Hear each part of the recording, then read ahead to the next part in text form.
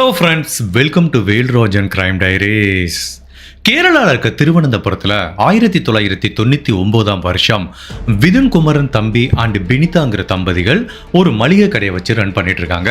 இந்த தம்பதிகளுக்கு லக்ஷ்மிங்கிற ஒரு பெண் குழந்தை இருக்கு. தன்னோட பெண் குழந்தையோட பேர்லயே அந்த மளிகை கடையை வச்சு ரன் பண்ணிட்டு இருக்காங்க. திருவனந்தபுரத்தில் இவங்க ரன் பண்ணிட்டு இருக்க மளிகை கடை எங்க இருக்குன்னா பான்கோடு மிலிட்டரி கேம்புக்கு பக்கத்தில் இருக்கு. ஸோ இந்த பினிதாங்கிற பெண்மணி தான் ஃபுல் டைம் இந்த மளிகை கடையை பார்த்துப்பாங்க. அவங்க கணவர் விது குமரன் தம்பிங்கிற நபர் போட்டோகிராஃபரா வேலை பார்த்துட்டு இருக்காரு. அவர் அடிக்கடி நிறைய ஈவெண்ட்டுக்கு போட்டோ எடுக்க போறதுனால ஃபுல் டைம் இந்த மனைவி தான் வீட்டையும் பார்த்துக்கிறாங்க, அந்த மளிகை கடையும் பார்த்துக்கிறாங்க. இந்த டயத்துல அந்த பான்கோடு மிலிட்டரி கேம்ப்ல ராஜுங்கிற நபர் நர்சிங் அசிஸ்டண்டா வேலை பார்த்துட்டு இருக்காரு. அவர் அந்த மிலிட்டரி கேம்புக்கு பக்கத்திலேயே ஒரு லாட்ஜில் தங்கி இருக்காரு. ஸோ இவர் என்ன பண்ணுவார், சாயங்காலம் அந்த ஆஃபீஸ் ஒர்க்லாம் முடிய விட்டு தன்னோட லாட்ஜுக்கு போகிற வழியில் இந்த மளிகை கடையில் தனக்கு தேவையான திங்ஸை வாங்கிப்பார். அப்படி வாங்க வரும்போது ஃபர்ஸ்ட் பினிதாங்கிற இந்த பெண் கூட ஒரு நட்பு முறையில் ஒரு பழக்கம் ஏற்படுது. அதுக்கப்புறம் அவங்க கணவரும் அடிக்கடி வர்றதுனால அந்த விதுகுமரன்கிற நபர் கூடயும் ராஜுங்கிற இந்த நர்சிங் அசிஸ்டண்ட்டுக்கு நல்ல பழக்கம் ஏற்படுது. சிறிது காலத்திலே இவர் டெய்லி கடைக்கு வந்துட்டு போகிறதுனால இந்த 3 பேரும் நல்ல ஃப்ரெண்டு மாதிரி ஆயிடுறாங்க. அப்போ ஒரு நாள் இந்த ராஜுங்கிற நபர் விதுகுமரன்கிற இந்த நபர்கிட்ட வந்து சொல்லி புலம்பிட்டு இருக்காரு. இந்த மாதிரி நான் தங்கிட்டு இருந்த லாட்ஜில் வந்து என்னை காலி பண்ண சொல்லிட்டாங்க, எனக்கு எங்கே போகிறதுனே தெரியலங்கிறாரு. அப்போ அந்த விதுகுமரன் என்ன சொல்கிறாரு, நீ ஏன் கவலைப்படுற, என்னோட வீடு பெரிய வீடு இருக்கு, அதில் ஒரு ரூம் தனியாக இருக்குது, அது எம்டியாக இருக்குது, நாங்கள் யாருமே யூஸ் பண்ணுறதில்ல, உனக்கு ஓகேனா நீ வந்து அந்த ரூமில் தங்கிக்கோங்கிற மாதிரி சொல்கிறாரு. இவர் எப்படிங்க நீங்கள் குடும்பமாக தங்கியிருக்கீங்க, உங்கள் மனைவி என்ன நினைப்பாங்க அப்படின்னு கேட்டதுக்கு இல்லை நம்ம எல்லாருமே ஒரு குடும்பம் மாதிரி தான் பழகிறோம், என் மனைவியெல்லாம் அதை பற்றி ஒன்றும் ஒரி பண்ணி மாட்டாங்க, உனக்கு ஓகேனா கம்ஃபர்டபுளா இருந்தா நீ வந்து தங்குங்கிற மாதிரி இந்த விதுகுமரன்கிற நபர் ஒரு ஆஃபர் கொடுக்கிறாரு. அது ராஜுங்கிற நபரும் அப்போ வேற தங்குறதுக்கு இடம் இல்லைங்கிறதுனால சரி ஓகே இந்த ஆஃபரை நான் எடுத்துக்கிறேங்கிறாரு. ஸோ அந்த வீட்டில் வந்து ஒரு ரூம்ல தங்கிக்கிறாரு. ஈவன் அவங்க வீட்டில் இருக்க அந்த லக்ஷ்மிங்கிற பெண் குழந்தை இந்த ராஜுங்கிற நபர் கூட நல்ல ஃப்ரெண்டா பழகுவாங்க. அடிக்கடி இவங்க 2 பேரும் தான் விளையாண்டுட்டு இருப்பாங்க. சிறிது காலத்திலேயே இவங்க எல்லாருமே ஒரே குடும்பம் மாதிரி பழக ஆரம்பிச்சுட்டாங்க. ஈவன் ஒரு ஃபெஸ்டிவல் வந்தா ஒன்னா செலிப்ரேட் பண்றது, ஒரு வீக்கெண்டுன்னு வந்தா ஒன்னா செலிப்ரேட் பண்றதுன்னு எல்லாருமே ஒரே குடும்பம் மாதிரி சந்தோஷமா வாழ்ந்துட்டு இருக்க இந்த நேரத்தில் ஒரு நாள் அக்டோபர் மாசம் 1999 வருஷம் விதுகுமரன்கிற இந்த நபர் ஒரு போட்டோ ஷூட்டிங்காக வெளியில போறாரு. அவர் பிளான் பண்ண டயத்துக்கு சிறிது நேரத்துக்கு முன்னாடியே வீட்டுக்கு வராரு. இவங்க தங்கி இருக்க அந்த வீட்டுக்கு மொத்தம் 3 கீ இருக்கு. ஒன்னு அவங்க மனைவி வச்சுப்பாங்க, இன்னொன்னு இவர் வச்சுப்பாரு, அதுக்கப்புறம் அவங்க வீட்டில் ஷேர் பண்ணி தங்கி இருக்க ராஜுங்கிற அந்த நபர் வச்சுப்பாரு. ஸோ இவர் என்ன நினைச்சுக்கிட்டாரு, தன்னோட மனைவி மளிகை கடையில் இருப்பாங்க, தான் வீட்டுக்கு போய் கொஞ்ச நேரம் ரெஸ்ட் எடுக்கலான்னு அவர் வீட்டுக்கு வர்றாரு. கதவை திறந்து அப்படி தண்ணி குடிச்சிட்டு இருக்கும்போது அவங்க வீட்டு பெட்ரூம்ல யாரோ பேசுற மாதிரி ஒரு சத்தம் கேட்குது.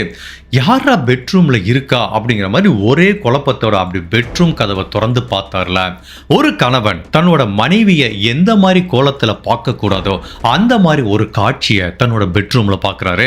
அதாவது தன்னோட மனைவி பினிதாவும் தான் வீட்டில் தங்கியிருக்க ராஜுங்கிற நபரும் அந்த படுக்கையில இருக்கிறத பார்த்து இவரோட இருதயமே ஒரு செகண்ட் பயங்கர ஷாக் ஆயிடுச்சு.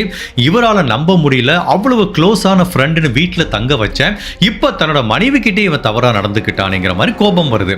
பட் அவங்க மனைவி விருப்பத்தோட தான் இவர் கூட இருக்காருங்கிறத அவங்க மனைவியோட உடல் மொழியை வச்சு புரிஞ்சுக்க முடியுது. இவங்க 2 பேத்துக்கும் இப்ப பயங்கர பதட்டமாச்சு. இந்த கணவர் ரூமுக்குள்ள வரும்போது அப்ப அவங்க மனைவி ரொம்ப கேஷுவலா சாரியை அட்ஜஸ்ட் பண்ணிட்டு வந்து நிக்கிறாங்க. இவங்க கணவருக்கு கடுமையான கோபம் வருது, நீ என்ன ஏமாத்திட்ட அப்படிங்கிற மாதிரி அந்த ராஜுங்கிற நபரை நோக்கி அடிக்க போறாரு. அப்போ இந்த பினிதா என்ன பண்றாங்க, ராஜுவை அடிக்காதங்கிற மாதிரி தன்னோட கணவரோட கையை பிடிக்கிறாங்க. அதுவே அவங்க கணவருக்கு பயங்கர அதிர்ச்சியா இருக்கு. ஒரு கள்ளக்காதனுக்காக தன்னோட மனைவி தன்னோட கையவே பிடிக்கிறாளேங்கிற மாதிரி. அப்போ அவங்க மனைவி என்ன சொல்றாங்கன்னா, நான் உன்ட்ட ஓப்பனாவே சொல்றேன், எனக்கு இவனை தான் பிடிச்சிருக்கு, நான் இவன் கூட தான் வாழ போறேன், இதுதான் என்னோட முடிவு, நான் உங்ககிட்ட மாட்டிக்கிட்டதுனால எனக்கு துளி வருத்தமும் கிடையாது, துளி பயமும் கிடையாதுங்கிற மாதிரி சொல்றாங்க. இந்த விதுகுமரன்கிற நபருக்கு அதை நம்பவே முடியல.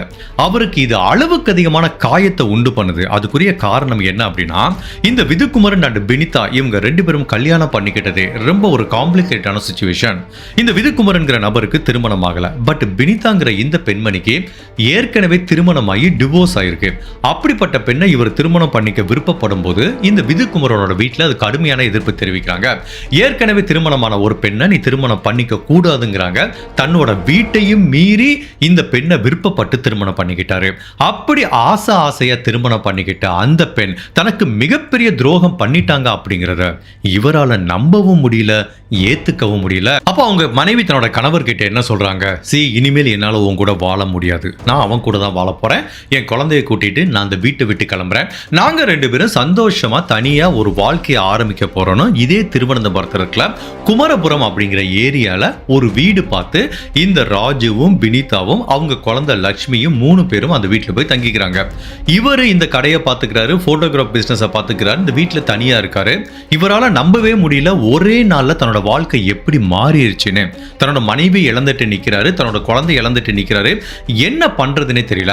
பட் அப்படி இருந்தாலும் தன்னோட மனைவியை எப்படியாவது சமாதானப்படுத்தி தன்னோட வீட்டுக்கு கூட்டிட்டு வந்துருங்கிறதுக்காக இவங்க எந்த ஏரியாவில் தங்கி இருக்காங்களோ அந்த குமரபுரம்ங்கிற ஏரியாவுக்கு போறாரு. அவங்க வீட்டில் போய் பயங்கரமா பிரச்சனை பண்றாரு. அப்ப அவங்க மனைவி சொல்றாங்க, நான் ஏற்கனவே தெளிவா சொல்லிட்டேன், நான் ராஜு கூட தான் இருக்க போறேன், இனிமேல் என்ன தொந்தரவு பண்ணாத, உனக்கு நான் டிவோர்ஸ் நோட்டீஸ் அனுப்ப போறேன், சைன் பண்ணி கொடுத்துட்டு போயிட்டே இருக்கிற மாதிரி சொல்றாங்க. இவர் என்ன நினைச்சுக்கிட்டாரு, அவங்க ஏதோ கோபத்துல சொல்றாங்கன்னு வந்துடுறாரு. அடுத்த 2-3 நாள்ல இவரோட வீட்டுக்கு டிவோர்ஸ் நோட்டீஸ் வருது. பட் இவர் அந்த டிவோர்ஸை அக்செப்ட் பண்ணிக்கிறதுக்கு ரெடியா இல்ல. உடனே திரும்ப குமரபுரத்துல இருக்க அவங்க வீட்டுக்கு போறாரு, சண்டை போறாரு. இப்போ இவர் அடிக்கடி வந்து இந்த வீட்டுக்கு சண்டை போடும்போது அவங்க மனைவிக்கும் அது எரிச்சலை கொடுக்குது, அவங்க காதலருக்கு அதை விட பிரச்சனையை கொடுக்குது. ஏன்னா அவர் மிலிட்டரியில ஒரு பொசிஷன்ல இருக்காரு. இப்படி அடிக்கடி ஒருத்தர் வந்து வீட்டுல சண்டை போட்டுட்டு இருந்தா தன்னோட ஜாபுக்கும் ஏதாவது பிரச்சனை வந்துடும். இப்ப பினிதா அண்ட் ராஜுங்கிறவங்க 2 பேரும் என்ன முடிவு பண்றாங்கன்னா, நம்ம ஒண்ணு பண்ணுவோம், நம்ம இப்ப இருக்கிற வீடு உன் கணவருக்கு தெரிஞ்சதுனால தான் வந்து பிரச்சனை பண்ணிட்டு இருக்கான், நம்ம யாருக்குமே தெரியாம வீடை மாத்தி போயிடுவோம், அப்ப அவன் கண்டுபிடிக்கவே முடியாதுங்கிற மாதிரி கயம்குளம்ங்கிற மாதிரி ஒரு ஏரியா இருக்கு, அதே திருவனந்தபுரத்துல, அங்க போய் வீடு மாத்தி போய் செட்டில் ஆயிடுறாங்க. இப்போ மறுநாள் இந்த கணவர் போய் பார்க்கிறாரு, இந்த குமரபுரம்ல இருக்க அவங்க வீடு லாக் ஆயிருக்கு. கேட்டா அவங்க வீடை காலி பண்ணி போயிட்டாங்கன்னு சொல்றாங்க. இவருக்கு பயங்கர அதிர்ச்சியா இருக்கு. தன்னோட மனைவியும் குழந்தையும் எங்க போனாங்கன்னு கண்டுபிடிக்க முடியாம குழப்பமான ஒரு சூழ்நிலை இருக்காரு. இந்த டயத்துல கயம்குளம்ங்கிற ஏரியால இந்த ராஜு பினிதா 2 பேரும் ஒரு சந்தோஷமான நிம்மதியான வாழ்க்கையை வாழ்ந்துட்டு இருக்காங்க. அப்போ ஒரு நாள் ராஜுங்கிற இந்த நபர் இப்படி ரோட்ல போயிட்டு இருக்கும்போது எதிர்முனையில வயசான ஒரு நபர் வர்றாரு. அவர் இந்த ராஜுவை பார்த்தோன்னு பயங்கர ஷாக் ஆயிட்டாரு, இவன் எங்கடா இங்க வந்தான் அப்படிங்கிற மாதிரி. சோ அந்த வயசான நபர் யாருன்னா இந்த ராஜுவோட முன்னாள் மாமனார். இந்த ராஜுக்கும் ஏற்கனவே திருமணம் ஆயிருக்கு, அவங்க மனைவி இறந்து போயிருக்காங்க. முதல் திருமணத்துல 2 குழந்தை இருக்கு, அந்த 2 குழந்தையும் அனாதையா விட்டுட்டு இவன் எங்க போனானே தெரியல. சரின்னு சொல்லிட்டு இவர் அவனை ஃபாலோ பண்ணியே போய் பார்த்தா இவன் ஒரு வீட்டில் இருக்கான், ஒரு பெண் இருக்கு, குழந்தை இருக்கு, இன்னொரு குடும்பத்தோட செட்டில் ஆயிருக்காங்கிற மாதிரி பார்க்கும்போது அந்த வயசான பெரியவருக்கு பயங்கர அதிர்ச்சி ஆகுது. அவர் ஏற்கனவே தன்னோட பொண்ணோட மரணத்துல நிறைய சந்தேகம் இருக்கிறதுனால இவன் தன்னோட பொண்ணை மறந்துட்டு ஈஸியா இன்னொரு பெண் கூட ஒரு வாழ்க்கையை ஆரம்பிச்சதுனால ஒருவேளை தன்னோட பொண்ணோட மரணம் இயற்கையா இல்லாம செயற்கையா இருந்திருக்குமோ, இந்த ராஜுங்கிறவன் தன்னோட பொண்ணை கொலை பண்ணிருப்பானோ அப்படிங்கிற மாதிரி அவருக்கு ஒரு குழப்பம் வருது. அப்போ இவன் யார் கூட தங்கி இருக்காங்கிற மாதிரி விசாரணை பண்றாரு. அந்த பினிதாங்கிற பெண்ணை பத்தி விசாரிக்கிறாரு. அந்த பெண்ணுக்கும் ஏற்கனவே திருமணமாகி கணவரை விட்டுட்டு இவங்க கூட ஓடி வந்திருக்காங்கிறத கண்டுபிடிக்கிறாரு. அப்படி அக்கம் பக்கத்துல விசாரிக்கும் போது இவங்க ஏற்கனவே திருவனந்தபுரத்துல லக்ஷ்மி ஸ்டோருங்கிற மாதிரி ஒரு ஷாப் வச்சு ரன் பண்ணிட்டு இருந்திருக்காங்கிற தகவல் கிடைக்குது. உடனே இவர் எப்படி அந்த லக்ஷ்மி ஸ்டோரோட நம்பரை எடுக்கிறாரு. இந்த வயசான பெரியவர் நேரா அது கால் பண்றாரு. அப்போ அந்த ஷாப்ல இருக்கிற விதுகுமரன்கிற அந்த கணவர் போன் எடுக்கிறாரு. இவர் ஒரே ஒரு கொஸ்டின் தான் கேட்கிறாரு, நீங்க உங்க மனைவியை தேடி குமரபுரத்துக்கு போனீங்களா? ஆமா. அங்க உங்க மனைவி இருந்திருக்க மாட்டாங்களே? இல்ல, ஏன்னா இப்ப அவங்க இல்ல, வேற ஏரியாவுக்கு போயிட்டாங்க. நீங்க வேணா கயம்குளம்ங்கிற ஏரியால இந்த ஸ்பெசிபிக்கான தெருவுல போய் பாருங்கிற மாதிரி இந்த வயசான முதியவர், அதாவது அந்த ராஜுவோட முன்னாள் மாமனார் இதை பத்தி போட்டு கொடுத்துறாரு. இப்ப விதுகுமரனுக்கு தன்னோட மனைவியும் அந்த காதலரும் எங்க இருக்காங்கிறது தெரிஞ்சிருது. பட் இவன் நேரடியா போய் அவங்க கிட்ட சண்டை போறதுக்கு ரெடியா இல்ல. இந்த டைம் விதுகுமரன் என்ன பிளான் பண்றாரு, நேரா போய் போலீஸ்ல ஒரு கம்ப்ளைண்ட் கொடுத்துரும். தன்னோட மனைவி ஒரு காதலனோட போயிட்டான்னு சொல்ல வேணாம், என்னோட மனைவியும் குழந்தையும் மிஸ் ஆயிட்டாங்கன்னு ஒரு கம்ப்ளைண்ட் கொடுக்கணும் போய் போலீஸ் ஸ்டேஷன்ல கம்ப்ளைண்ட் கொடுக்குறாரு. உடனே அந்த போலீஸ் ரைட்டரும் அவர் கம்ப்ளைண்ட் எழுதிட்டு இருக்காரு. அப்ப இவர் போலீஸ் ஆபீசர் கிட்ட சொல்றாரு, சார் என்னோட மனைவியும் குழந்தையும் கயம்குளம்ங்கிற ஏரியால தான் இருக்காங்கிற மாதிரி சொல்றாங்க. உடனே போலீஸ் பாக்குறாங்க, ஏன் சார் உங்களுக்கு தான் தெரியுதுல எங்க இருக்காங்கன்னு, போய் பேச்சுவார்த்தை நடத்தி கூட்டிட்டு வாங்க சார், எதுக்கு சார் மிஸ்ஸிங் கம்ப்ளைண்ட் கொடுக்குறீங்கிற மாதிரி போலீஸ் ஆபீசர் கேட்கறாங்க. இல்ல சார் அவங்க கூப்பிட்டாலும் வர மாட்டேங்கிறாங்க, நீங்க எப்படியாவது பேசி சேர்த்துவங்கிற மாதிரி போலீஸ் ஆஃபீஸர் கிட்ட உதவி கேட்குறாரு. சரி அவங்க ஏதோ குடும்ப பிரச்சனை ஹெல்ப் பண்ணலான்னு இவரை போலீஸ் ஸ்டேஷனில் உட்கார வச்சு அந்த பெனிதாங்கிற பெண்ணையும் அவங்க பொண்ணையும் வர சொல்கிறாங்க. இப்போ போலீஸ் ஆஃபீஸருக்கு இவங்களுக்கு ஒரு காதலர் இருக்காங்கிறதே தெரியாது. இப்போ அவங்க போலீஸ் ஸ்டேஷனுக்கு வர்றாங்க. தன்னோட கணவரை பார்த்து கொலை வெறி ஆகுறாங்க. இப்படி போலீஸ் ஸ்டேஷனில் வந்து தன்னை மாட்டி விட்டானேன்னு. இப்போ போலீஸ் ஆஃபீஸர் கேட்குறாங்க, உனக்கும் உன் கணவருக்கு என்னம்மா பிரச்சனைனா? இல்லை சார், கொஞ்சம் மிஸ் அண்டர்ஸ்டாண்டிங்கிறாங்க. குடும்பத்தில் அப்படிதாம்மா இருக்கும், குழந்தைய வச்சுட்டு நீ தனியாக கஷ்டப்படுற, நீ கிளம்பி போங்கிற மாதிரி போலீஸ் ஆஃபீஸர் சொல்றாரு. தனக்கு ஒரு காதலர் இருக்கான், எனக்கு என் கணவரை பிடிக்கல, நான் அவன் கூட தான் வந்துட்டேன்னு போலீஸ் ஆஃபீஸர்கிட்ட சொல்ல முடியல. இவங்க விழிப்புதுங்கி நிற்கிறாங்க. போலீஸ் ஆஃபீஸர், நீ என்ன பண்ணுவே தெரியாது, உன் கணவரோட கிளம்பி போ, அதான் உனக்கு சேஃப்டிங்கிற மாதிரி போக சொல்லிடுறாங்க. இப்போ பினிதாக்கு என்ன பண்றதுன்னே தெரியல. உடனே தன்னோட கணவர்கிட்ட சொல்றாங்க, சரி ஓகே நான் உன் கூட வர்றேன், பட் ஒரே ஒரு கண்டிஷன், இந்த திருவனந்தபுரத்தில் நீ நம்ம இருக்க வேணாம். அதாவது என்னோட காதலருக்கு நம்ம இருக்கிற இடம் தெரிய வேணாம். அவன் இன்கேஸ் தெரிஞ்சா அவன் வருவான், எனக்கு அவனை பார்த்தா என் மனசு மாறுறதுக்கு சான்ஸ் இருக்கு. நம்ம ஒன்று பண்ணுவோம், இந்த திருவனந்தபுரத்தையே காலி பண்ணிட்டு கொல்லமுக்கு போயிடலாம். அங்கே போய் ஒரு வீடு எடுத்து தங்கி எல்லாத்தையும் மறந்துட்டு புதுசாக ஒரு வாழ்க்கையை ஆரம்பிக்கலாங்கிற மாதிரி சொல்றாங்க. ஓகே, இது ஒரு நல்ல டீலா இருக்கு. எப்படி இருந்தாலும் பரவாயில்ல, தன்னோட மனைவியும் குழந்தையும் தனக்கு வந்தா போதும், நம்ம நிம்மதியா இருந்தா போதும்னு திருவனந்தபுரத்தை காலி பண்ணிட்டு இப்ப கொல்லமுக்கு இந்த தம்பதிகள் 2 பேரும் குடி போயிருந்து போறாங்க. ஓகே, தன்னோட மனைவிக்கு ஒருத்தனை பிடிச்சிச்சு, போனா இப்ப திருந்தி வந்துட்டா, இனிமேல் நம்ம வாழ்க்கை சந்தோஷமா இருக்க போதுன்னு நினைச்சு திருவனந்தபுரத்துல இருந்து கொல்லத்துக்கு மாறி போன இந்த விதுகுமரன்கிற நபரோட வாழ்க்கையில அடுத்து நடக்க போற ஒவ்வொரு நிகழ்வும் நம்ம கற்பனைக்கும் அப்பாற்பட்டது. அப்படி இந்த தம்பதிகளோட வாழ்க்கையில அடுத்து என்ன நிகழப்போகுதுங்கிறத நம்ம தெரிஞ்சுக்கிறதுக்கு முன்னாடி உங்க டைம் 2 செகண்ட்ஸ் எனக்காக ஸ்பெண்ட் பண்ணி என்னோட வீடியோஸ் உங்களுக்கு பிடிச்சிருந்துச்சுன்னா லைக் பண்ணிட்டு கமெண்ட் பண்ணுங்க. என்னோட சேனலை இது வரைக்கும் நீங்க சப்ஸ்கிரைப் பண்ணாம பார்த்தீங்கன்னா மறக்காம சப்ஸ்கிரைப் பண்ணி என்ன சப்போர்ட் பண்ணுங்க. நீங்க போடுற ஒவ்வொரு லைக்கும் கமெண்ட்டும் மட்டும்தான் இந்த வீடியோவை வைடர் ஆடியன்ஸ்க்கு எடுத்துட்டு போறதுக்கு ரொம்பவே உதவியா இருக்கும். ஸோ நீங்க எவ்வளவு பிஸியா இன்ட்ரெஸ்டா அந்த வீடியோ பார்த்துட்டு இருந்தா கூட ஒரு 2 செகண்ட் பாஸ் பண்ணிட்டு அந்த லைக் பட்டனை தட்டி விடுங்க. கொல்லம்ல இருக்கிற முண்டக்கல் அப்படிங்கிற ஒரு ஏரியாவுக்கு தான் இவங்க மாறி போறாங்க. ஒரு வீடு பார்க்குறாங்க. ஈவன் அந்த வீட்டோட லேண்ட்லார்டு ஓனருமே பக்கத்தில் தான் இருக்காரு. ஸோ அவரும் பார்க்குறாரு, ஒரு நல்ல கணவன் மனைவி குழந்தைகள் வர்றாங்கன்னு அவங்களுக்கு வீடு கொடுத்துறாரு. இவங்க அங்கே வீடு மாறி போயிடுறாங்க. பட் இந்த விதுன்குமார்ங்கிற நபருக்கு என்ன பிரச்சனைனா, இவரோட போட்டோகிராஃப் பிஸ்னஸ் எல்லாமே திருவனந்தபுரத்தில் இருக்கு. அங்கே தான் நிறைய கஸ்டமர்ஸ் வச்சிருக்காரு. இவர் புது ஊரில் வந்து திடீர்னு ஒரு போட்டோகிராஃபர் பிஸ்னஸ் எஸ்டாப்ளிஷ் பண்ணணும்னா ரொம்ப கஷ்டம். அதனால அவர் என்ன பண்றாரு, கொல்லத்திலேருந்து திருவனந்தபுரத்துக்கு டெய்லி டிராவல் பண்ணுவார். இங்கே வந்து போட்டோகிராஃப் ஒர்க் எல்லாம் முடிச்சுட்டு திரும்ப அங்கே டிராவல் பண்ணி கொல்லத்துக்கு வருவார். இது உண்மையிலேயே அவருக்கு பயங்கரமான டயர்டாக கொடுக்குது. அப்படி எல்லா வேலை முடிச்சு வரும்போது அவ்வளவு களைப்பா வீட்டுக்கு வராரு. பட் அப்படி இருந்தா கூட தன்னோட மனைவியும் குழந்தையும் தான் கூட இருக்காங்க, அவங்களோட தான் இருக்கணும் அப்படிங்கிற சந்தோஷத்துக்காக நான் எதை வேணாலும் தியாகம் பண்றதுக்கு ரெடியா இருக்கேங்கிற மாதிரி இவர் ஃபீல் பண்றாரு. அவங்க மனைவியும் இவர் களைப்பா வீட்டுக்கு வரும்போது அவருக்கு ஆறுதல் சொல்லி நல்லா கவனிச்சுக்கிறாங்க. அப்ப இவர் என்ன ஃபீல் பண்றாரு, தன்னோட மனைவி பழசையெல்லாம் மறந்துட்டு அந்த ராஜுங்கிற நபரோட மறந்துட்டு திரும்ப தான் கூட ஒரு நல்ல சந்தோஷமான வாழ்க்கையை வாழ்ந்துட்டு இருக்கா அப்படிங்கிற மாதிரி அவர் நினைக்கிறாரு. பட் அதுக்கு பின்னாடி என்ன நிகழ்ந்துட்டு இருக்குன்னா, இவங்க தன்னோட பழைய காதலரை மறக்க முடியாம திரும்ப அவங்க கூட ஒரு கான்டாக்ட் ஏற்படுத்துறாங்க. அவங்க கிட்ட சொல்றாங்க, நான் கொல்லத்துல இருக்கேங்கிற மாதிரி சொல்றாங்க. ஸோ எப்பெல்லாம் அவங்க கணவர் திருவனந்தபுரத்துக்கு வேலைக்கு போறாரோ அப்ப இவன் திருவனந்தபுரத்துல இருந்து கொல்லத்துக்கு வந்து இவங்க 2 பேரும் இங்க அந்த கான்டாக்டை கண்டினியூ பண்றாங்க. இது அவங்க கணவருக்கு தெரியாது. தன்னோட மனைவி திருந்திட்டான்னு நினைச்சிட்டு இருக்காரு.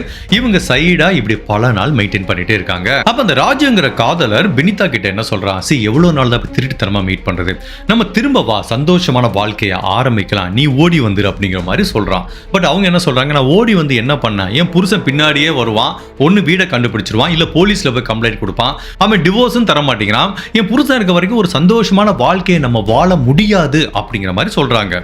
சரி ஓகே, இருந்தா தானே பிரச்சனை, உன் புருஷன் இல்லைன்னா நம்ம எப்படி சந்தோஷமா இருக்கலாம்ல அப்படிங்கிற மாதிரி ராஜு சொல்றான். இல்லைன்னா என்ன அர்த்தம், இல்லைன்னா நம்ம அவனை காலி பண்ணிடுவோங்கிற மாதிரி சொல்றான். ஐயோ அது ரொம்ப ரிஸ்க்ல, போலீஸ்ட மாட்டிப்போம்ல, சரி என்ன பண்றதுன்னு யோசிப்போம். இவன் ஒரு மெடிக்கல் ப்ரொஃபஷனல், ஃபர்ஸ்ட் போய் ஏதாவது கொலை பண்ணலாம் அப்படின்னா ஈஸியா போலீஸ் கண்டுபிடிச்சிருவாங்க.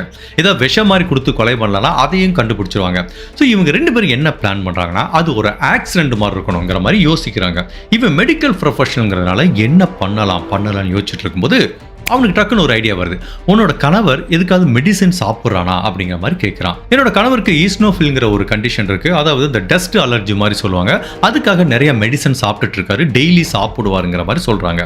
அப்போ இவன் என்ன சொல்றான், நம்ம ஒன்று பண்ணுவோம், அவர் சாப்பிட்ற மெடிசனையே நம்ம ஓவர் டோஸ் பண்ணி கொடுத்துட்டோம்னு வச்சுக்குவேன், அவர் மயக்கம் அடைஞ்சிருவாரு, மரணம் அடைஞ்சிருவாரு. ஸோ சந்தேகம் வராரு, ஏதோ சாப்பிட்ட மாத்திரை நிறைய சாப்பிட்டதுனால அவரோட மரணம் நிகழ்ந்ததுன்னு, இது ஒரு இயற்கையான மரணமா போயிடும், இதை பத்தி நீ என்ன நினைக்கிறங்கிற மாதிரி பினிதாட்ட சொல்றான். அவங்களும் ஆகா அருமையான ஐடியா வச்சே, இதை சூப்பரா எக்ஸிக்யூட் பண்ணலாம், நீ ஒன்று பண்ணு, என்னோட கணவர் சாப்பிட்ற மருந்து இதான் அப்படிங்கிற மாதிரி ஒரு டேப்லெட் எடுத்து கொடுக்குறாங்க. இதே மாதிரி நிறைய மருந்தை வாங்கிட்டு வந்து கொடு, நான் ஒரு நாள் அவனோட சாப்பாட்டில் கலந்து கொடுத்துறேன், அதுக்கப்புறம் அவன் மரணம் அடைய விட்டு நம்ம ஜாலியாக இருக்கலாங்கிறாங்க. ஸோ இவங்களும் அந்த மருந்தை எடுத்து கொடுக்குறாங்க, அவனும் அதை நிறைய மருந்து வாங்கி கொடுக்குறான். ஸோ ஒரு நாள் சாப்பாடுல கலந்து வச்சுட்டு வெயிட் பண்ணுறாங்க. இந்த விதுக்குமரன்கிற நபர் ரொம்ப டயர்டாகி திருவனந்தபுரத்து வரைக்கும் வேலைக்கு போயிட்டு வர்றாரு. வந்து களைப்பாக இருக்காரு. தன்னோட கணவரை அன்னைக்கு ஸ்பெஷலாக கவனிக்கிறாங்க. அவருக்கு பயங்கர ஹாப்பியாச்சு, தன்னோட மனைவி நல்லா கவனிக்கிறான்னு, வாங்கங்க சாப்பிடுங்கன்னு சொல்லி சாப்பாடு கொடுக்குறாங்க. அவரும் ஃபுல்லாக சாப்பிட்டு முடிச்சிடறாரு. அதுக்கப்புறம் இந்த மனைவி தன்னோட கணவரோட ஃபேஸையே பார்த்துட்டு இருக்காங்க, என்ன மாதிரி ரியாக்ஷன் வரப்போதுன்னு. அப்போ அவர் என்ன சொல்றாரு, எனக்கு ஒரு மாதிரி மயக்கமா வருதுங்கிறாரு. ஐயோ வாங்க வாங்க உட்காருங்க அப்படின்னு சொல்லி இவங்க அப்படியே பெட்ல உட்கார வைக்கிறாங்க. அதுக்கப்புறம் இல்லை ஒன்றும் இல்லைம்மா, டயர்டு தான், நான் படுத்து தூங்குறேன் அப்படிங்கிற மாதிரி அந்த விதுக்குமரன் படுக்க போறாரு. ஸோ இவங்களும் எதிர்பார்த்துட்டு இருக்காங்க, அவர் படுக்கும் போதே அவரோட மரணம் நிகழ்ந்துருன்னு. பட் அப்படியே ஒரு 2-3 ஹவர்ஸ் வெயிட் பண்ணி பார்த்துட்டு இருக்காங்க. அவர் அப்படி கொஞ்சம் மயக்கமான ஸ்டேஜில் இருக்காரு, அவர் மரணிக்கிற மாதிரியே தெரியல. இவங்களுக்கு என்ன பண்றதுன்னு தெரியல. சப்போஸ் அவர் நாளைக்கு ரெக்கவரா எந்திரிச்சிட்டா இந்த ஓவர் டோஸ் கொடுத்தது தெரிஞ்சு போச்சுன்னா நம்ம மாட்டிப்போமே, ஜெயிலுக்கு போற மாதிரி இருக்குமே, என்ன பண்றதுன்னு தெரியாம இந்த பெண்மணிக்கு ஒரு பதட்டம் வருது. அப்பெல்லாம் 99-2000 வந்து அவ்வளோ செல்போன் கிடையாது, லேண்ட்லைன் தான் இருக்கும். அப்ப இந்த பினிதா என்ன பண்றாங்க, இவங்க வாடகையை தங்கி இருக்க அந்த வீட்டோட ஓனர் வீட்டில் ஒரு டெலிஃபோன் இருக்கு, அங்க இருந்து இந்த ராஜுக்கு ஒரு ஃபோன் பண்றாங்க. அப்ப வினிதா அந்த வீட்டு ஓனர் கிட்ட என்ன சொல்றாங்கன்னா, என்னோட கணவருக்கு ரொம்ப உடம்பு சரியில்லை, மயக்கம் போற மாதிரி இருக்காரு, ஸோ என்னோட கசின் ஒரு நபரை வர சொல்லியிருக்கேன், அவர் இங்க கொல்லம்ல இருக்கிற கவர்மெண்ட் ஹாஸ்பிட்டல் கூட்டிட்டு போகணுங்கிற மாதிரி இவங்க ஃபோன் பண்றாங்க. இவங்க முன்னாடியே பேசுறாங்க, ஒரு மாதிரி கோட் வேர்டு வச்சு பேசுறாங்க, அவர் மயக்கமாயிட்டாரு, நீங்க உடனே கிளம்பி வாங்க. அடுத்த ஒரு ½ அன் அவர்ல என்ன ஆச்சுன்னா, கார்ல வந்து இந்த ராஜுங்கிறவ இறங்கினா, ஒரு கார் எடுத்துட்டு வந்திருக்கான். அந்த காரை ஒரு டிரைவர், ஒரு வாடகை கார், அந்த கார்ல இருந்து இறங்கி இவனும் பதட்டமா வீட்டுக்குள்ள போறான். இது எல்லாத்தையும் அந்த வீட்டு ஓனர் பார்த்துட்டு இருக்காரு. சரி ஓகே, அந்த நபருக்கு உடம்பு சரியில்லை, அவங்க சொந்தக்கார பையன் உதவிக்கு வந்திருக்கான்னு அவரும் விட்டுறாரு. அதுக்கப்புறம் இவங்க 2 பேரும் உள்ள போய் பார்க்குறாங்க. மயக்கமா இருக்கான். இவன் ஏற்கனவே மெடிக்கல் ப்ரொஃபஷன் தானே, இப்படி பார்க்குறான், பல்ஸ் பிடிச்சு பார்க்குறான், பல்ஸ் ஸ்ட்ராங்காக இருக்கு. ஸோ கண்டிப்பாக இவன் இறந்து போகிறதுக்கு வாய்ப்பே இல்லை. இவன் எந்திரிச்சிட்டாலும் ரிஸ்க்கு. சரி என்ன பண்ணலாம் அப்படிங்கிற மாதிரி 2 பேரும் பிளான் பண்ணுறாங்க. சரி ஒன்று பண்ணுவோம், அப்படியே மயக்கத்திலே இவனை போட்டு தள்ளிடலாமாங்கிறாங்க. சரி ஓகே சூப்பர் ஐடியா இருக்கு, பண்ணிடலாங்கிறாங்க. அப்போ இவன் என்ன பண்ணுறான், ராஜுங்கிறவன் இந்த விதுக்குமரங்கிற நபர் மேலே ஏறி உட்காந்துக்கிட்டு தன்னோட 2 கையும் அவரோட கழுத்தில் வச்சு நெரிக்கிறான். அப்போ அவர் கத்தி கூச்சலிட்டக்கூடாதுங்கிறதுக்காக இவங்க மனைவி என்ன பண்றாங்க, இப்படி வாயை பொத்திக்கிறாங்க. இவங்க பொத்திக்கிறாங்க, அவன் கழுத்தை நெரிக்கிறாங்க. அவனுக்கு மயக்கம் தெரிஞ்சு விதுக்குமரன் இப்படி உயிரை காப்பாத்திருக்காக எவ்வளவு முயற்சி பண்ணுமோ பண்றாரு, முணங்குறாரு. அவங்க மனைவி இப்படி வாயில கை வச்சதுனால சத்தம் வெளியில வரல. பட் ஒரு ஸ்டேஜில் சுதாரிச்ச இந்த விதுக்குமரன் என்ன பண்றாரு, தன்னோட மனைவியோட விரலை நறுக்குன்னு கடிச்சு வச்சுறாரு. பயங்கரமான காயம், ரத்தம் வருது. உடனே பினிதாவும் அலறிட்டு அந்த கையை எடுத்துடுறாங்க. இப்போ இவனுக்கு என்ன பண்றதுன்னு தெரியல. இவன் கழுத்தை நெரிச்சிட்டு இருக்க, அவங்க கையை எடுத்துட்டாங்க. இவன் கத்துறானா, வீட்டு ஓனர் பக்கத்துல இருக்காரு. அதுக்கப்புறம் இவன் ஒரு டாக்ஸில வந்திருக்கான், அந்த டாக்ஸி டிரைவர் இருக்கான். எல்லாரும் உள்ள வந்தா மாட்டி போன பக்கத்துல இருக்க ஒரு பெட்ஷீட்டை எடுத்து இந்த விதுக்குமரனோட வாயில வச்சு திரும்பவும் கழுத்தை நெரிக்கிறாங்க. அவன் மயக்கமாயிட்டான். இப்போ இவங்க 2 பேத்துக்கும் அந்த இடத்துல ஒரு பதட்டமான சூழ்நிலை வருது. இவன் மயக்கம் ஆயிட்டானா இறந்துட்டானான்னு தெரியல. திரும்ப பல்ஸ் பிடிச்சு பார்த்தா இன்னுமே உயிர் இருக்கு. இவன் இன்னுமே உயிரோட தான் இருக்காங்கிறது தெரியுது. பட் இதுக்கு மேல இந்த வீட்டுல வச்சு பண்ணா ஏதாவது ப்ராப்ளம் வரணும். இவங்க 2 பேரும் என்ன பிளான் பண்றாங்க, இவன் மயக்கமா இருக்கும் போதே இவனோட உடலை நம்ம வேற இடத்துக்கு எடுத்துட்டு போயிடலாம், திருவனந்தபுரத்துக்கு எடுத்துட்டு போயிடலாங்கிற மாதிரி பிளான் பண்றாங்க. அப்ப என்ன பண்றாங்க, இவனோட உடம்ப ஒரு பெட்ஷீட்ல சுத்தி அப்படி 2 பேரும் தூக்கிட்டு வெளியில வர்றாங்க. அப்போ அந்த வீட்டு ஓனர் என்னமாச்சு கேட்கிறாரு, மயக்கமானவர் தெரியல, இப்ப நான் கொல்லத்துல இருக்க தாலுகா ஹாஸ்பிட்டலுக்கு எடுத்துட்டு போறேன் அங்கிள் அப்படிங்கிற மாதிரி வீட்டு ஓனர்கிட்ட சொல்லிட்டு இவங்க கதவை பூட்டிட்டு போறாங்க. டாக்ஸி டிரைவரும் ஐயோ ஒருத்தருக்கு உடம்பு சரியில்லைன்னு அவர் ஹெல்ப் பண்றாரு. ஸோ இப்போ என்ன பண்றாங்கன்னா, இங்க கொல்லத்துல இவங்க வீட்டுல இருந்து அந்த கொல்லம்ல இருக்கிற கவர்மெண்ட் ஹாஸ்பிட்டலுக்கு போயிட்டு இருக்காங்க. அப்ப அந்த ராஜுவும் பினிதாவும் இப்படி பேசிக்கிறாங்க. இங்க கொல்லம் ஹாஸ்பிட்டலுக்கு போனா இப்ப போய் அவனை செக் பண்ணி பார்த்தா ஓவர் டோஸ் கொடுத்ததுன்னு தெரிஞ்சு போயிடும். அதுக்கப்புறம் இவனை கழுத்து நெரிச்சுன்னு தெரிஞ்சு போயிடும். நம்ம ஒன்று பண்ணலாம், திருவனந்தபுரத்துக்கு போயிடலாங்கிறாங்க. அப்ப டிரைவர் கிட்ட என்ன சொல்றாங்க, எப்ப வண்டியை திருவனந்தபுரத்துக்கு கொடுப்பா, அங்க ஒரு பெரிய ஹாஸ்பிட்டல் இருக்கு, அங்க வச்சு நாங்க பாத்துக்கிறோங்கிறாங்க. டிரைவர் இதுவும் நல்ல ஐடியாவேன்னு சொல்லிட்டு திருவனந்தபுரத்துக்கு போறாங்க. திருவனந்தபுரத்துல இவன் ஏற்கனவே இந்த காதலியோட குமரபுரம்ங்கிற ஒரு ஏரியால தங்கியிருந்தா, அந்த வீட்டில் தான் இவன் இன்னுமே தங்கியிருக்கான். இப்போ அந்த வீட்டுக்கு வண்டியை விட சொல்றாங்க. ஸோ டிரைவரோட உதவியோட மயக்கமா இருக்கிற இந்த விதுகுமரனோட அந்த உடம்ப வந்து உள்ள தூக்கி வச்சிடறாங்க. ஸோ அவனும் மயக்கத்திலிருந்து எழுந்திருக்கல. இப்போ இந்த டாக்ஸி டிரைவருக்கும் பணத்தை கொடுத்து செட்டில் பண்ணி நீ போப்பா நாங்க பாத்துக்கிறோங்கிறாங்க. இப்போ திருவனந்தபுரத்தில் இருக்க அந்த காதலர் வீட்டில் இருக்காங்க. இவனை என்ன பண்றது விதுகுமரனா அப்படிங்கிறது தெரியல. ஆனா அவன் உயிரோட எந்திரிக்க கூடாது, எந்திரிச்சா மாட்டிப்போங்கிறதுனால அவனை எந்திரிக்க விடாம தொடர்ந்து மயக்க மருந்து கொடுத்துட்டே இருக்காங்க. அவனை எப்படி மரணிக்க வைக்கணுங்கிறதுக்காக இன்னமே ஓவர் டோஸ் கொடுக்குறாங்க. அவன் அந்த ஈஸ்னோஃபிலுக்கு சாப்பிட்ற அதே மருந்தை திரும்ப திரும்ப வாங்கி இவனும் கொடுத்துட்டே இருக்கான். அப்ப கூட விதுகுமரன் மரணம் அடைகிற மாதிரி தெரியல. இப்படியே 2 நாள் ஓடி போச்சு. இவங்க 2 பேத்துக்கும் ஃப்ரஸ்ட்ரேஷன் ஆச்சு. என்னடா இவன் சாகவே மாட்டேங்கிறானே அப்படின்னு ஒரு ஸ்டேஜில் ஃப்ரஸ்ட்ரேட் ஆகி இதுக்கு மேலே என்னால் பொறுக்க முடியாது, ஒரு விஷ மருந்தை வாங்கி போட்டுற வேண்டியதான் அப்படின்னு 2 பேரும் கடையில் போய் ஒரு விஷ மருந்தை வாங்கி செலுத்துறாங்க. ஃபைனலாக விதுகுமரனோட அகால மரணம் நிகழ ஆரம்பிக்குது. இப்போ விதுகுமரன் இறந்து போயிட்டான். இப்போ நம்ம என்ன பண்றது, இவனோட உடலை எங்க டிஸ்போஸ் பண்றதுன்னு பார்க்கும்போது இவங்க 2 பேருக்கு ஒரு ஐடியா வருது. இங்க இருந்து ஊட்டி போகலாம், ஊட்டியில நிறைய மலைப்பகுதியில் ஹேர்பின் பெண்டெல்லாம் இருக்குல்ல, ஏதாவது ஒரு ஹேர்பின் பெண்ட்ல இருந்து தூக்கி போட்டுடலாங்கிற மாதிரி முடிவு பண்றாங்க. அப்ப இந்த உடலை எப்படி எடுத்துட்டு போனோம், அதுக்கு ஒரு டாக்ஸி வேணும். இப்போ ஒரு டாக்ஸியை வர சொல்றாங்க. இந்த விதுகுமரனோட உடலை ஒரு பெட்டில், ஃபோல்டபிள் பெட்டில் வச்சு நல்லா சுத்தி ஒரு லக்கேஜ் மாதிரி ஆக்கிடுறாங்க. இப்போ அந்த உடம்ப, அந்த பெட்ல சுத்தப்பட்ட உடம்ப கார்ல ஏற்றணும். அதுவும் அந்த கார் டிரைவருக்கு தெரியாம ஏற்றணும். அப்போ அந்த கார் டிரைவர் எப்படி டிஸ்ட்ராக்ட் பண்றாங்கன்னா, சார் குழந்தைக்கு கொஞ்சம் திங்ஸ் வாங்கணும், வாட்டர் பாட்டில் வாங்கணும், வந்து பக்கத்தில் ஒரு கடை இருக்கு வாங்கிட்டு வரீங்களான்னு காசை கொடுக்குறாங்க. அவரும் சரி ஏதோ ஒரு உதவி, குழந்தைகளை வச்சுட்டு கஷ்டப்படுறாங்கன்னா அவரும் போறாரு. அவர் போன அந்த 5 நிமிஷம் கேப்ல இந்த பெட்ல சுத்தப்பட்ட உடலை தூக்கி டாக்ஸியோட பின்ன ட்ரங்க்ல வைக்கிறாங்க. அதை சுத்தி நிறைய லக்கேஜை வைக்கிட்டு உள்ள என்ன இருக்குன்னு இந்த டாக்ஸி டிரைவருக்கு தெரியல. ஸோ இப்போ வண்டி வந்து ஊட்டியை நோக்கி பயணம் செய்யுது. ஸோ இந்த வண்டியில் யார் யார் இருக்கா, இந்த ராஜு இருக்கான், பினிதா, அவங்க குழந்தை லட்சுமி, 3 பேரும் உட்காந்துருக்காங்க. அப்படியே ஊட்டி மலை மேலே ஏற ஆரம்பிக்குது. 6வது பெண்டு கிட்ட போகும்போது அந்த டிரைவருக்கு எனக்கு தூக்கம் வருது, நான் கொஞ்சம் தண்ணி குடிச்சு ரெஃப்ரெஷ் பண்ணிக்கிறேன்னு அவர் கொஞ்சம் ரெஃப்ரெஷ் பண்ணிட்டு இருக்காரு. அந்த சந்தர்ப்பத்தை யூஸ் பண்ணிட்டு ட்ரங்கை ஓப்பன் பண்ணி அந்த பெட்ல இருக்கிற அவரோட உடலை அந்த ஹேர்பின் பெண்டுக்கு பக்கத்தில் இருக்க மலைப்பகுதியில் 2 பேரும் தூக்கி போடுறாங்க. டிரைவர் அங்கே நின்றுட்டு இருக்கான். திடீர்னு ஒரு சத்தம் கேட்குது. டிரைவர் திரும்பி பார்க்குறாரு, என்ன சத்தம் அப்படின்னு. சார் என்னாச்சு, என்ன தூக்கி போட்டீங்கிற மாதிரி கேட்குறாங்க. இல்லை கொஞ்சம் வீட்டில் இருந்து நிறைய வேஸ்ட் பொருளாயிட்டு வந்தோம், அதை தூக்கி போட்டோங்கிற மாதிரி 2 பேரும் சொல்லி சமாதானப்படுத்திட்டாங்க. டிரைவரும் இதை நம்பிட்டான். ஸோ அதுக்கப்புறம் வண்டி நேராக ஊட்டிக்கு போகுது. ஒரு 2-3 நாள் ஊட்டியில் ஜாலியாக இருக்காங்க, நிறைய ஃபோட்டோ எடுக்கிறாங்க, அவ்வளோ ஹாப்பியாக டைம் ஸ்பெண்ட் பண்ணிட்டு இப்போ திரும்ப கீழே இறங்கி வர்றாங்க. ஃபர்ஸ்ட் எங்கே வர்றாங்கன்னா, இந்த கொலை எங்கே வச்சு நிகழப்பட்டதோ, அதாவது திருவனந்தபுரத்தில் இருக்க, குமரபுரத்தில் இருக்க அந்த காதலனோட வீட்டுக்கு போகிறாங்க. அங்கே நிறைய விஷ மருந்துலாம் செலுத்தியிருப்பாங்களா, அந்த எவிடன்ஸ் எல்லாத்தையும் பக்காவாக டிஸ்ட்ராய் பண்ணுறாங்க. இப்போ அதுக்கப்புறம் என்ன பண்ணணும், இவங்க கணவரோட கொல்லம்ல ஒரு வீட்டில் தங்கியிருந்தாங்களா, இப்போ அந்த வீட்டை காலி பண்ணிட்டு திரும்ப இந்த காதலரோட வந்து சந்தோஷமா இருக்கிற மாதிரி பிளான். அதனால இப்போ அந்த வீட்டை காலி பண்றதுக்கு போறாங்க.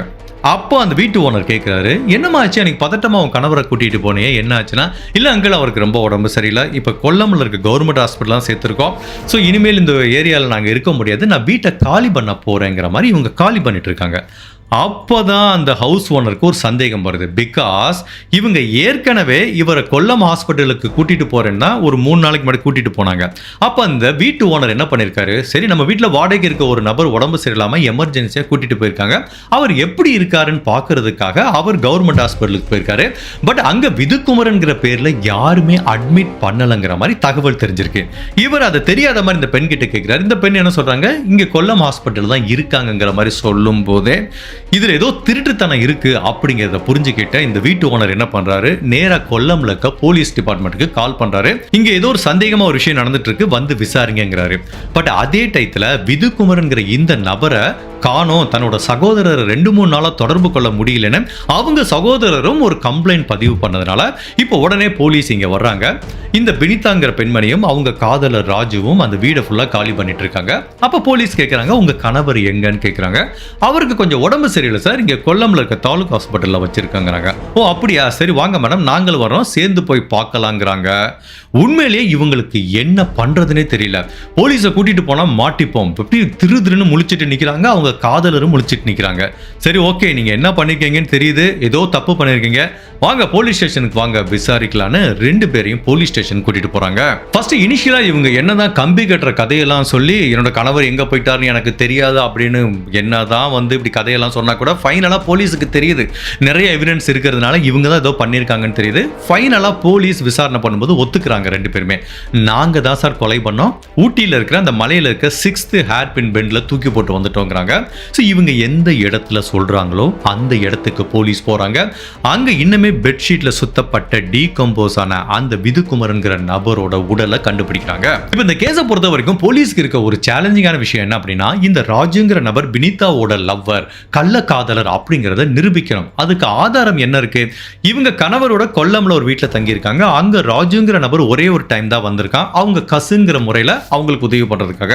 மற்றபடி இவங்க ரெண்டு பேத்துக்கும் ஒரு தொடர்பு இருந்துச்சு, அதனால தான் இவங்க பிளான் பண்ணி இந்த கொலையை பண்ணாங்க அப்படின்னு சொல்றதுக்கு எந்த விதமான தடயமும் இல்லாம போலீஸ் விழி பிதுங்கி இருக்கிற இந்த நேரத்தில் தான் ஒரு சூப்பரான தடயம் கிடைக்குது. அதாவது இந்த பெண்மணியோட வீட்டை அவங்க ஹேண்ட்பேக் எல்லாத்தையும் செக் பண்ணி பார்க்கும்போது ஒரு கேமரா இருக்கு.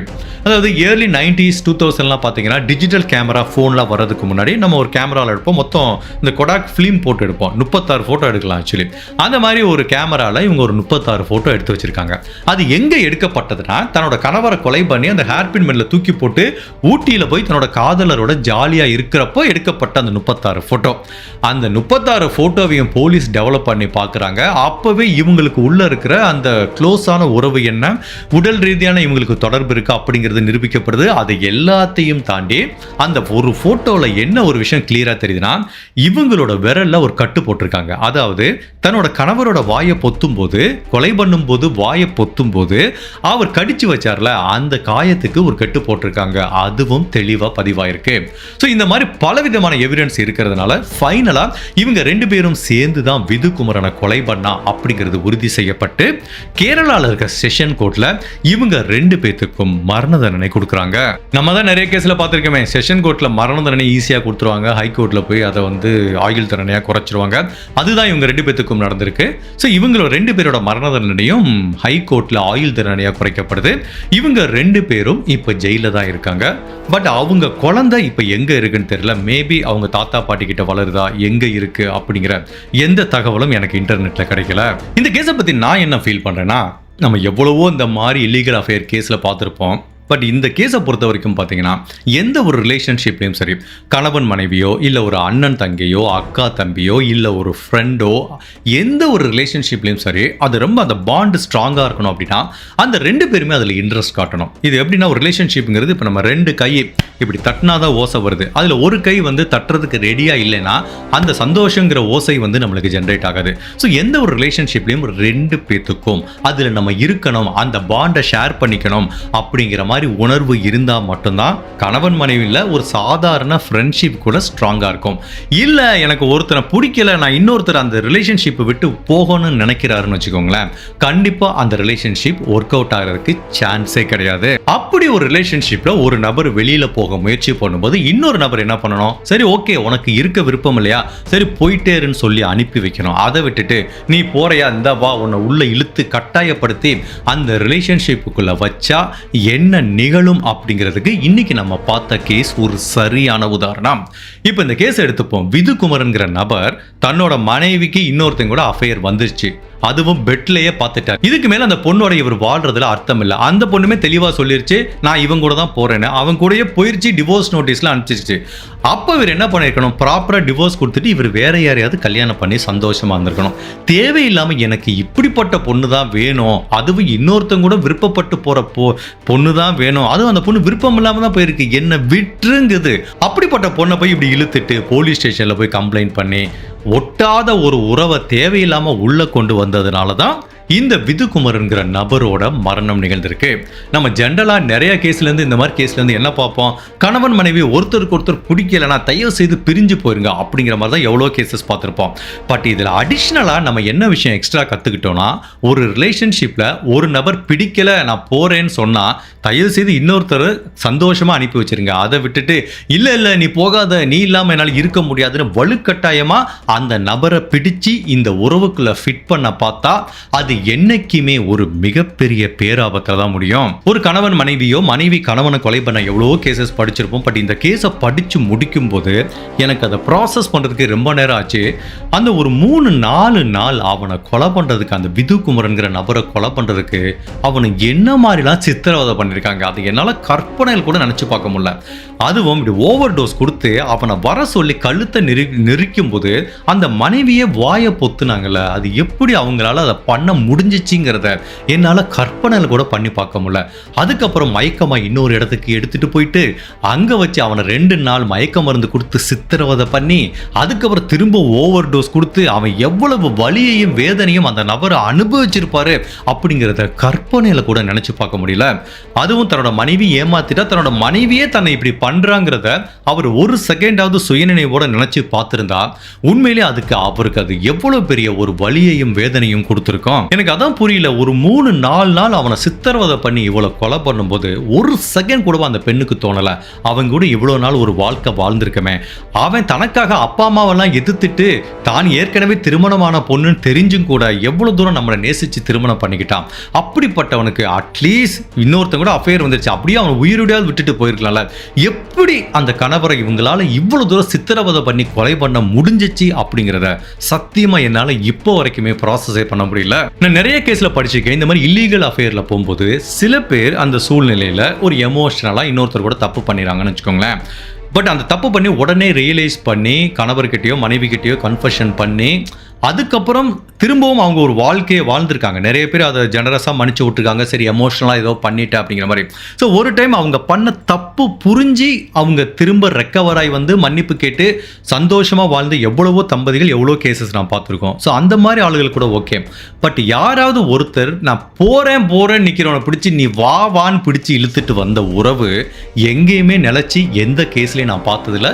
அதுக்கு இந்த கேஸு இன்னொரு பெஸ்ட் எக்ஸாம்பிள். ஸோ இதுலேருந்து நம்ம எடுத்துக்க வேண்டிய முக்கியமான பாடம் என்ன அப்படின்னா, ஒரு ரிலேஷன்ஷிப்ல ஒரு நபர் வெளியில போகணும், எனக்கு பிடிக்கல, உன் கூட இருக்கிறத அந்த லவ் என்னால ஃபீல் பண்ண முடியல, வாட் எவர் இட் இஸ், உன் கூட இருக்க பிடிக்கல, உன் கூட எனக்கு ஒரு வாழ்க்கை வேண்டாம் அப்படின்னு ஒருத்தவங்க மனசார எப்போ ஃபீல் பண்ணுறாங்களோ அப்போவே அவங்கள தாராளமாக நீங்கள் போயிட்டு வாங்கன்னு அனுப்பி விடுறதான் பெஸ்ட் அப்படிங்கிற மாதிரி எனக்கு தோணுது. அப்படி போகாமல் வம்படியாக பிடிச்சி இழுத்து வச்சுட்டு இருந்தா என்ன ஆகும்னா, நான் கொஞ்ச நாளைக்கு முன்னாடி ஒரு கதை படித்தேன், எனக்கு இதை படிக்கும்போது அது லிங்க் ஆகுது.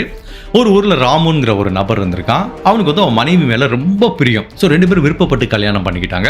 பட் கொஞ்ச நாள் கழிச்சு அந்த மனைவிக்கு இவன் மேலே ஒரு இன்ட்ரெஸ்ட் குறைய ஆரம்பிக்குது. ஜென்ரலாக இது கல்யாணத்துக்கு அப்புறம் நிறைய பேரோட வாழ்க்கையில் நடக்கும். அவங்க ஒன்று எதிர்பார்த்து கல்யாணம் பண்ணியிருப்பாங்க, அந்த மாதிரி இல்லாமல் இருக்கலாம். இல்லை அந்த டயத்தில் ஒரு 3வது நபர் கரெக்டாக உள்ள வரும்போது அந்த பக்கம் லிங்க் ஆகிருக்கலாம், என்ன வேணாலும் நடக்கலாம். ஸோ இந்த ராமு அண்ட் சீதாங்கிறது 2 பேருக்கும் வந்து அந்த ரிலேஷன்ஷிப்பில் கொஞ்சம் கேப் ஆயிடுது.